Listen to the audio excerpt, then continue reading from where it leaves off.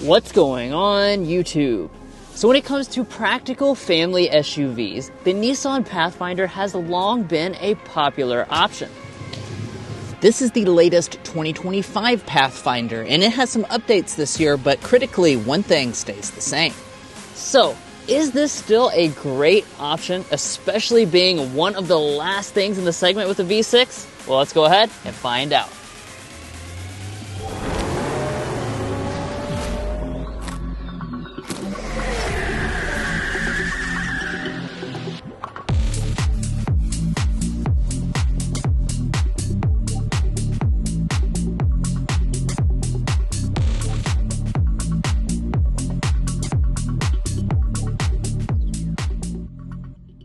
All right, so let's get things started here with the spec dump. Now, you just heard me say at the introduction, this has a V6 under the hood, and that's kind of noteworthy because the related sibling to this model, the Infiniti QX60, this year actually switched to a variable compression turbo 4-cylinder, but that is not happening to the 2025 Pathfinder.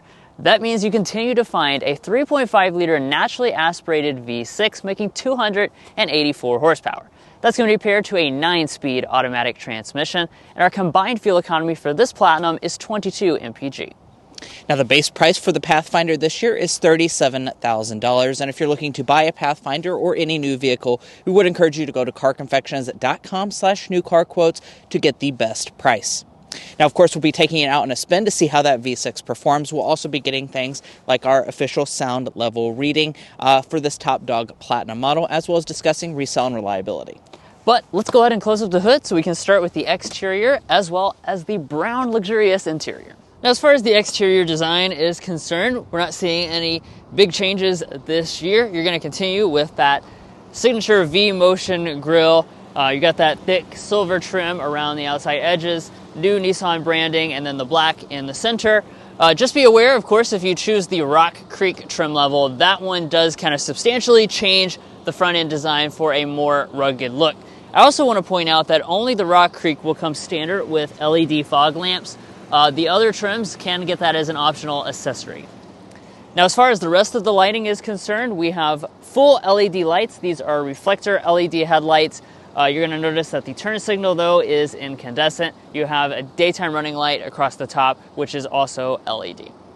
And then as we walk around to the back, it continues to have a pretty tough look, I think, especially with this color. Yeah, I really like the overall design, although it hasn't really changed at all this year. Now, as far as some of the elements, we have a spoiler, an integrated wiper, big prominent Pathfinder branding, and then Drew's hopping inside so we can check out the taillight elements and see if it's all LED. As you can see, we do have an LED brake light. However, the reverse light as well as the turn signal indicator are both incandescent. So I'm kind of disappointed, especially on this top-end Platinum, that it's not a full LED taillight.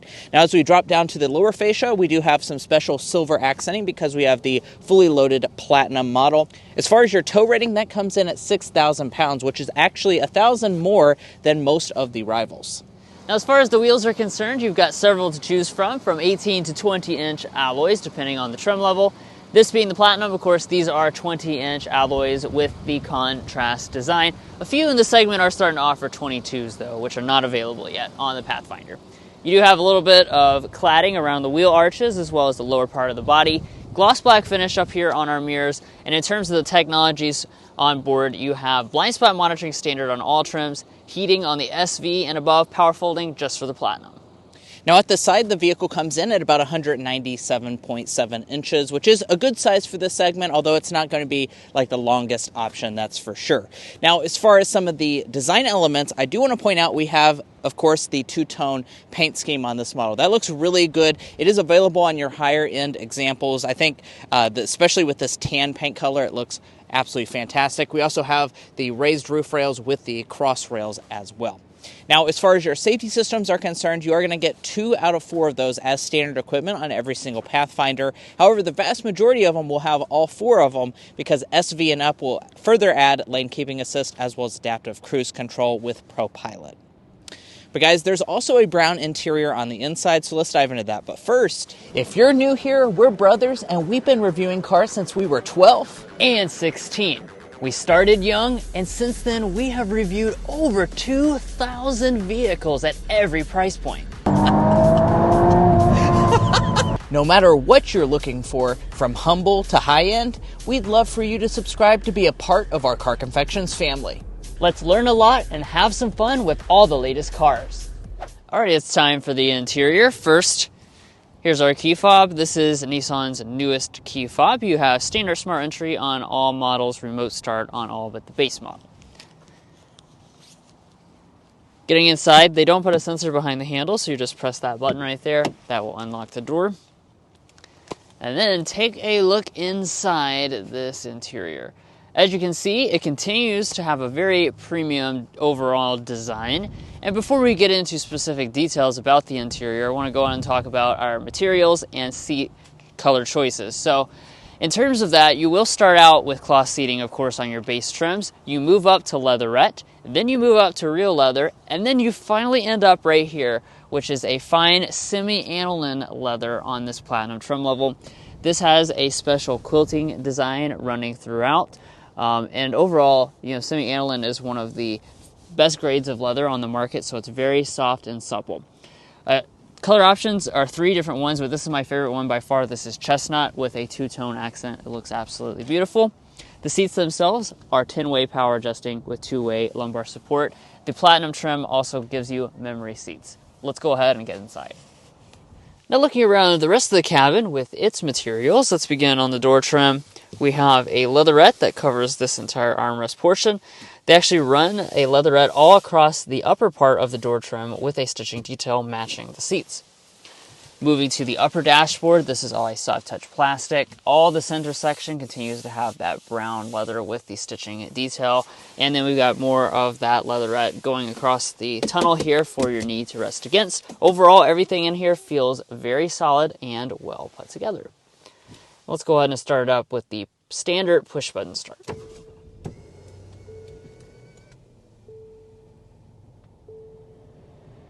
And now that it's all fired up, of course, we need to start by talking about our gauge cluster. Taking a look at this, we have the 12.3-inch full digital cluster. This is actually standard on just the platinum trim level, and it has all the same tricks you've probably seen in some other Nissan products, such as the ability to change the overall design. In addition, that is going to be packaged with a head-up display, which has some additional content up there. Pulling back to the steering wheel, we've got that flat bottom design. Platinum gets a smoother grade of leather, and it does have power tilt and telescoping abilities. You do also have steering wheel heating for SL and Platinum, plus rain sensing wipers. But let's go and look at interior storage. That's a big part, of course, of buying a midsize 3-row SUV. And inside, you'll notice we have donuts inside. That's because that's our logo. We put them in there to check the volume and compare to rivals. Well, this gets 16 donuts. That's a pretty good performance. It definitely passes our dozen donut test. Up in front of that, you got your 2 cup holders, a nice wireless phone charging pad for the top 2 trim levels, and then you've got further storage down here, a very, very large pass-through where you can stick just about anything, and then smaller objects can fit over there on that passenger storage shelf for the passenger. Of course, the shifter is a small and compact electronic shifter, which allows for that storage. Just going to pull back for drive. You have paddle shifters on the steering wheel. Press forward for reverse. When you go into reverse, beginning at the Rock Creek trim level, that's where you're going to get this 360-degree camera system. As you can see, you got that traditional overhead view as well as the active trajectory, and then you can press the camera button there to switch between a few different views. And then just press the P right there to park. Behind that, you have your electronic parking brake and your brake hold function, as well as your prominent drive mode controller. Now, as we move up to the center section here, you're going to notice our climate controls. First of all, they're fully physical, so you have buttons for all the functions. It's a 3-zone automatic setup. Very simple to engage with and use on the day-to-day. You'll also notice that we've got 3-stage heated seats. These are going to be standard on the vast majority of trim levels. Ventilated seats, though, that's actually going to be reserved for just the platinum trim. So if you want the best seating experience overall with the high-end leather and the ventilation, you're going to want to choose the platinum trim. You also have very easy-to-use physical controls for the audio system. In this case, we have a Bose 13-speaker sound system, standard on just the platinum, although it is available on some of your lower trim levels. Let's give it a sample.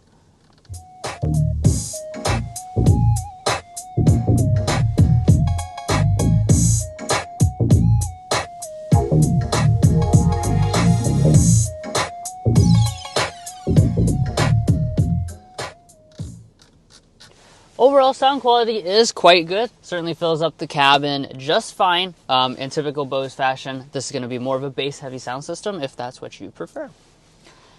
Okay, let's zero in on our infotainment system here. So with the 2025 Pathfinder, you'll continue to have the option between an 8 or a 9-inch display. The 9-inch display is going to be on your upper trim levels. This, of course, is the 9-inch display.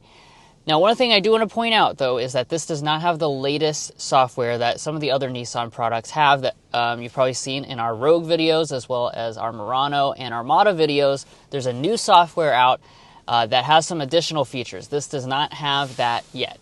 One of the other things that it's missing is wireless Android Auto. So you can still use Android Auto and Apple CarPlay, but it only runs wirelessly if you have Apple CarPlay. We do expect all of those things to probably change next year with a tech upgrade.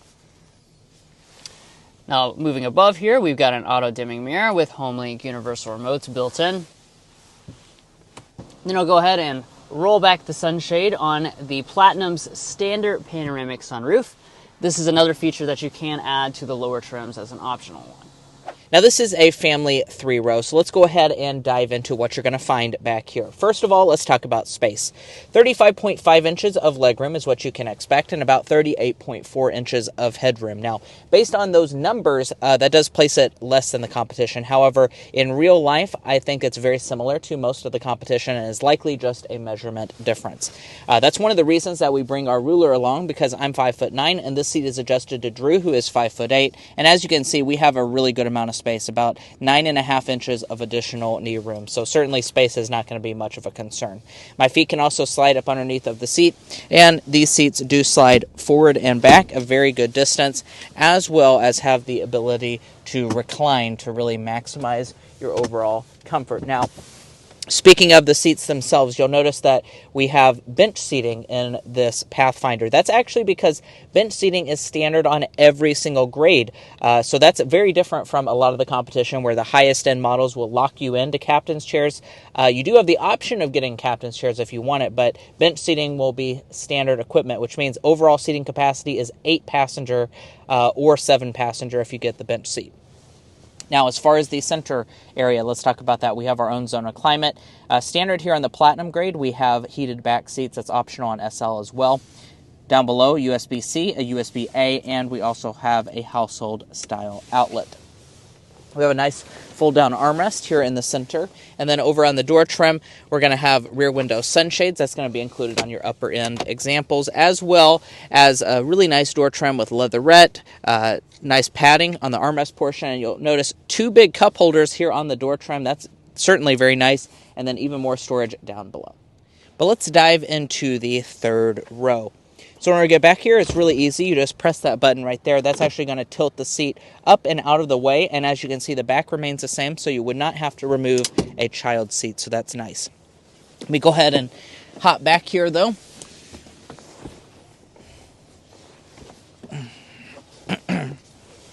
Now, sitting in the Pathfinder's 3rd row is going to be an area that might leave a little bit to be desired, especially depending on how often you'll use your 3rd row. We're sitting at about 28 inches of leg room, which does mean that this is one of the smallest, mid-size 3 rows in the segment. It's certainly less than stuff like Toyota Grand Highlander, Honda Pilot, those options. Now, I'm 5'9". I'll remind you of that. As you can see, I do have room for my feet to slide up underneath the seat, but the thigh support is really not very good back here. That's something that I wish they would improve maybe for some upcoming models. Now, as far as the features are concerned, we have 2 cup holders on each side. We also have a USB port on each side, and then you're going to have vents out of the ceiling. As far as how this fits on our 3rd row rating scale, I'm going to say this is fit for kids or, maybe the in-laws, just depending on how much you like them. As far as the seating capacity, as I mentioned in the 2nd row, you do have 3 seats back here, so that is a little bit of a benefit over some of the other options in the segment. And now let's see how much cargo capacity you have. We have a power tailgate on SV trims and above. The hands-free ability comes only on the Platinum, though. Now, as far as the space is concerned, about 16 cubic feet is what you can expect behind the 3rd row of seats. If I fold them down, which folding them down is going to be a little bit of a process. So you have to do that to fold the headrest and then push this up keep it pushed up, and then fold it down. So it's definitely, I mean, it's not too bad to fold, but overall, it would certainly be nice if it included a power folding third row, because that is what some of the competition is including. That's not available here on the Pathfinder. But as far as the cargo capacity is concerned, 45 cubic feet with a third row folded down, and as a maximum, you're looking at 80 cubic feet. Now, I do want to point out that if you're looking to see how this stacks up in terms of cargo capacity, rear seat room, technology, etc., to go to carconfections.com/vehicle rankings. Now, the reason you do that is because we have all of the midsize 3 rows ranked on our website, and you can see what areas they're going to score best in. So, for instance, this Pathfinder might score well when it comes to value, but maybe not the best when it comes to third row, and you'll be able to see that in the chart. Now, coming back to the Pathfinder, in order to fold the second row of seats, you do have to go up there and do it manually, so let me go ahead and do that.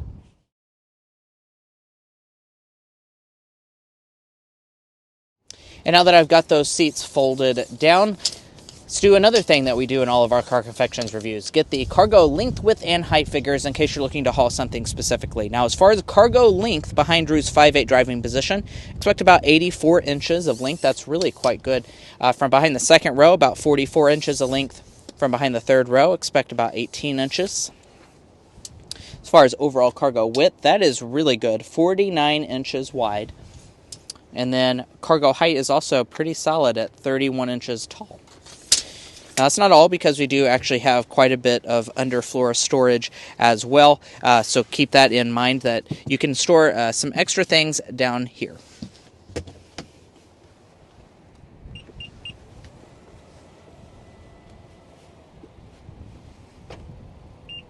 Well, guys, we forgot to introduce the powertrain section. As you can see, we've actually switched to a different vehicle, but we will still be covering the same things in all of test drives, as you can see on the screen right now, as well as getting our sound level reading for the Pathfinder Platinum. But first, let's go ahead and start with a hard acceleration.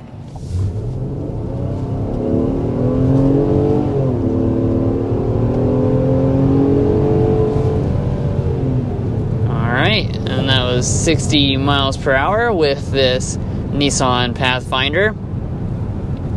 Now, of course, we talked about it at the spec dump, and it's a big point about this vehicle is just that it has that V6 engine. So this segment is really kind of losing a lot of V6 options. They're becoming few and far between. Expect that to keep getting less and less V6s as time goes on as well. And this is, as we mentioned, a candidate for getting a variable compression turbo 4-cylinder perhaps next year, because its sibling, the Infiniti, already has it this year.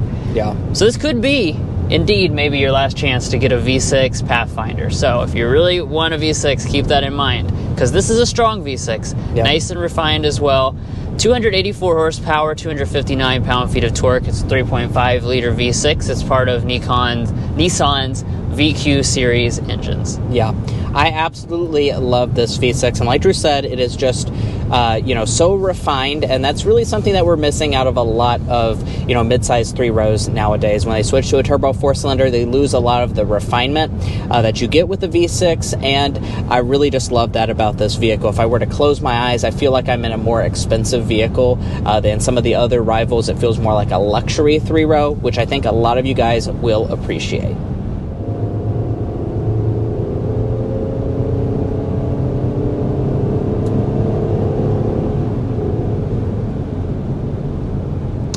Now let's talk about the other element of the powertrain. We've got a 9-speed automatic transmission.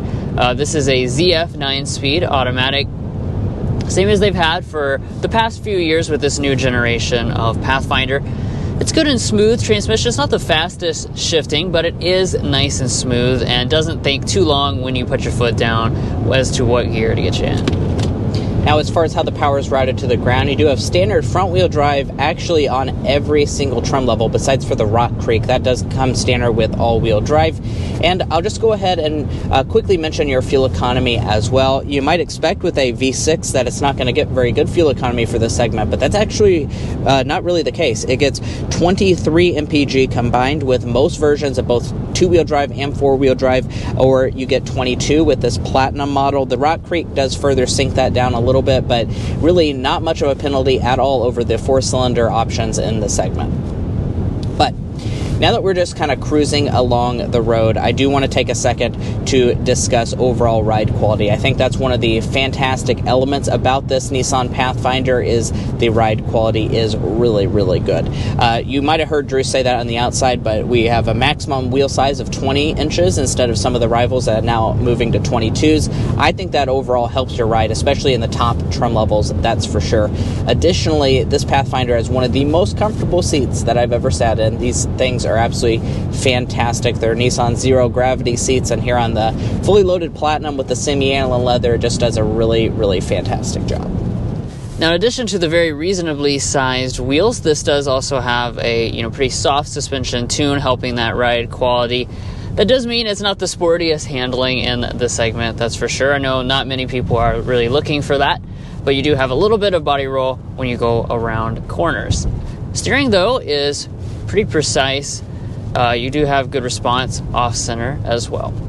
All right, and let's get into our Car Confections Slam Dunk and Airball, our favorite and least favorite element. Drew, why don't you kick us off with this Slam Dunk? Well, we've been talking about it all throughout this video. We're going to say it's the V6. It's just something that's, like we said, beginning to really stand out in this segment. And if this is what you want, then that's really going to be the Slam Dunk. Yeah. On the flip side, what we will say as the Airball is some of the tech elements are starting to show their age a little bit. Definitely this main infotainment screen is getting a little bit older and is lacking a lot of the functionality that many of the other rivals include. We do expect a refresh to happen next year for this Pathfinder, so keep that in mind if you're looking to buy one. Alrighty, so we are going to go ahead and get our sound level reading. I'm going to make sure the rear climate is powered completely off, and then our front climate is on fan speed 1. Let's see how quiet it is.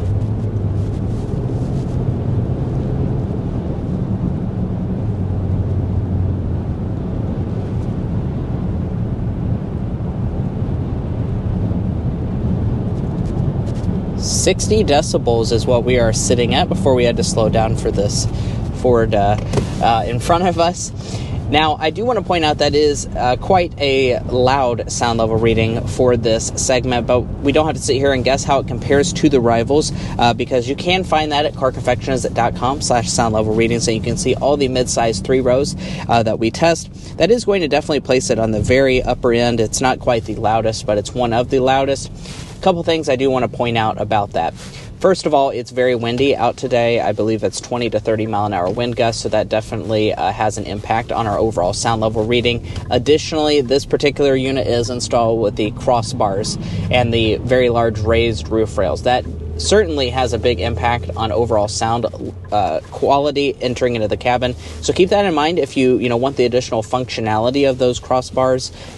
You will definitely have a little bit of a louder cabin just from wind noise. And let's discuss pricing. So, like I mentioned at the very beginning, we started around $37,000 this year for the S front-wheel drive. As you move up the trim structure, it does get more expensive. The Platinum starts at $49,810. Now, if you want all-wheel drive, that is going to be an additional charge, or four-wheel drive, as Nissan calls it. $51,810 is our base price. We additionally have some accessories, as well as about $1,000 for the two-tone paint. $1,390 destination, $55,435 is what we're sitting at today. Now, your warranty is going to be Nissan's signature warranty, which is a 3-year 36, basic, a 5-year 60,000-mile powertrain. But new for 2025, this is one of the big changes this year, is that you are going to get 2 years and 24,000 miles of complimentary maintenance, which matches that that's offered on other brands like Toyota. Now, if you're looking to buy a Nissan Pathfinder or any new vehicle, we would encourage you to go to carconfections.com/newcarquotes. The reason you do that is because we have a tool on our website that'll connect you with local car dealers in your area to get you the best price. It's also going to give you access to invoice pricing information, which is a great tool for dealership negotiation and can help the dealers to start competing on price. We even have a monthly payment tool if you're interested in checking that out. A link to that is provided in our video description, and we also have a pinned comment at the top of this video. But buying a car is about more than just the original MSRP, so let's dive into resale and reliability. First up, let's talk about resale value. As an economics graduate myself, Drew and I took the time to develop what we think is a good estimate for this Nissan Pathfinder's potential resale value. We estimate that after 5 years and 60,000 miles, it'll be worth 50.5% of original MSRP, and after 10 years and 120,000 miles, 16.4%. Now, it's worth noting that is a lower than average industry resale value percentage, and it's definitely going to be lower than some of the other Japanese brands that you may be looking at. Subaru, Toyota, Honda, those types of brands will come in quite a bit higher. Now, we've also done the same for reliability by developing the Combined Reliability Index. This takes into account several studies on reliability from trustworthy sources and combines them in a way that gives you a more holistic picture. In this regard, Nissan is rated just about at the overall industry average for all vehicle makes.